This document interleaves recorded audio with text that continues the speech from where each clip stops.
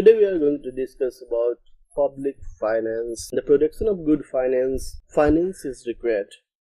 If you are producing something or if you are providing some capital, service or products, you will need finance. If parks are to be made available, then in developing of the park, finance or money is required. Similarly, if motorbike is to be produced, money is required by the producer.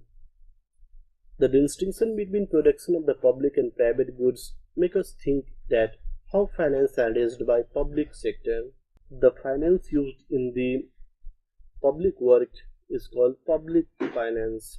Public finance is related to the financing of government activities.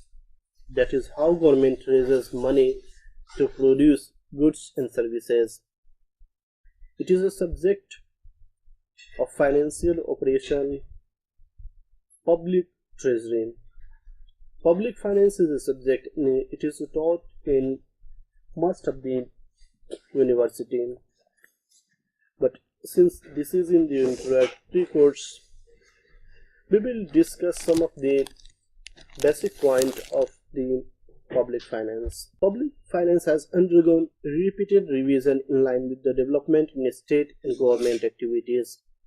At one time, it was said that the role of government was not to interfere with the market forces, but limit its activities to the barest minimum. Therefore, it should perform its conventional function of law, order, defense, collect taxes, and to create infrastructure and facilities like road, bridges, schools, hospital, etc.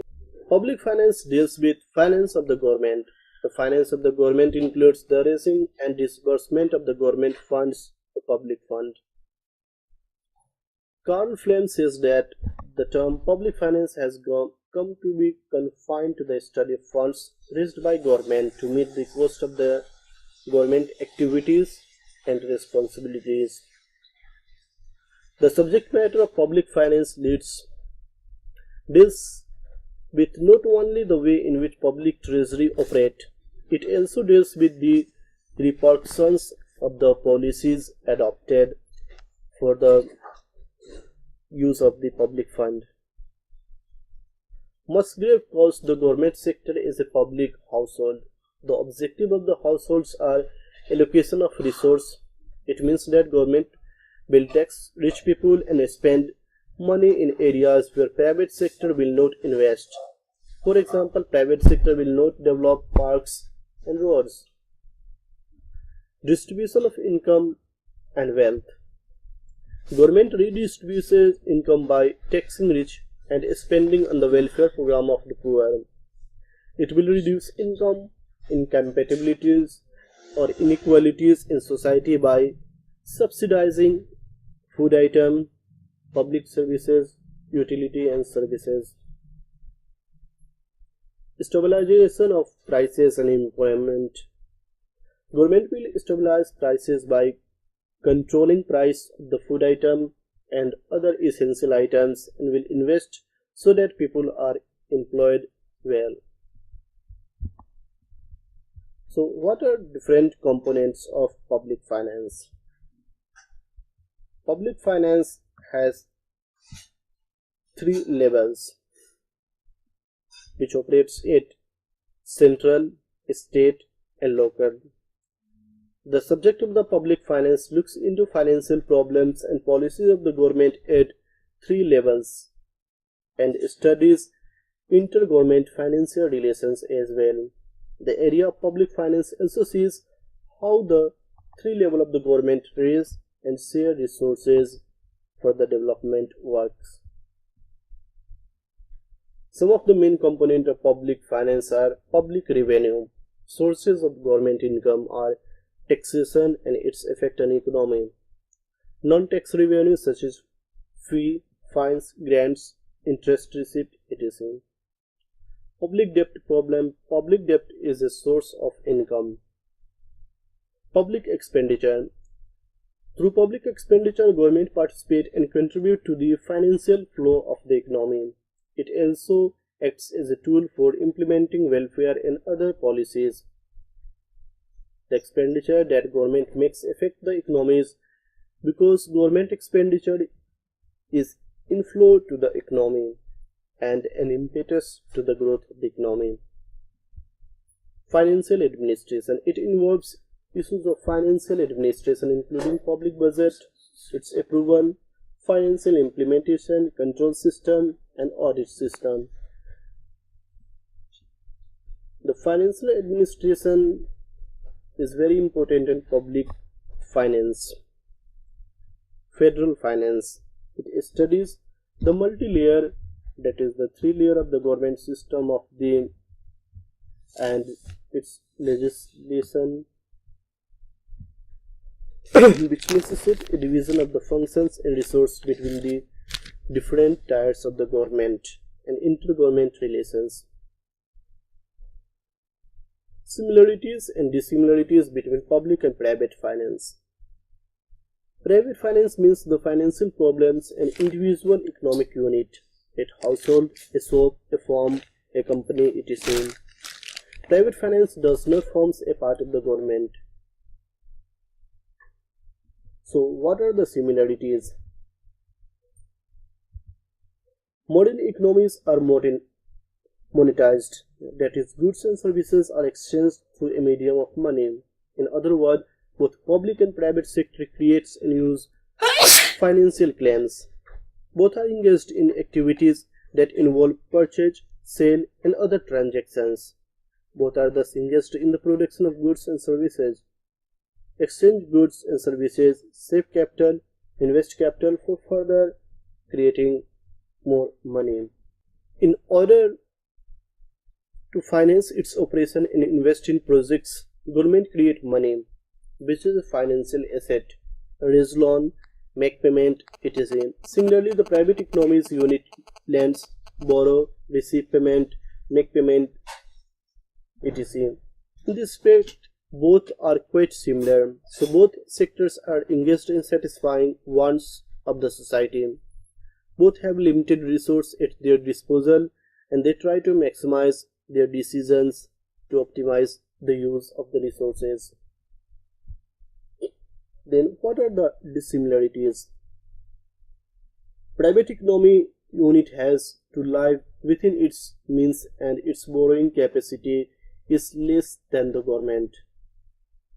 Its deficit budgeting can be only limited time period. It can accumulate outstanding debt liabilities up to a certain amount, but the government can add to its outstanding debt with every budget by borrowing from banking sector or by floating bonds and bills. A number of the government resort to instruments like bond and treasury bills to raise money, which is not there for the private sector. It is only the amount of the borrowing over which government has control, but also the firm's interest paid on loans and other terms that government dictate. Government can borrow both internally and externally, that's from domestic banking sector or from international banking or financial sector. The higher creditworthiness of the government enable it to borrow at lower rates because it has the support of the central bank, which serves as an agent and underwriter when loans are floated in the market. The government can create legal tender currency, that is, it has the power to add to currency supply. Government has control over central bank and mints. Therefore, government decides how much money has to be supplied to the economy. Although there are formal technical restrictions to the supply of the money and how much currency supply should be added, but restrictions can be waived if the government wants to do so. But there is no such provision for the private sector. Private finance follows the market principles or the principles of the economic rationality, but the public finance follows the budget principle.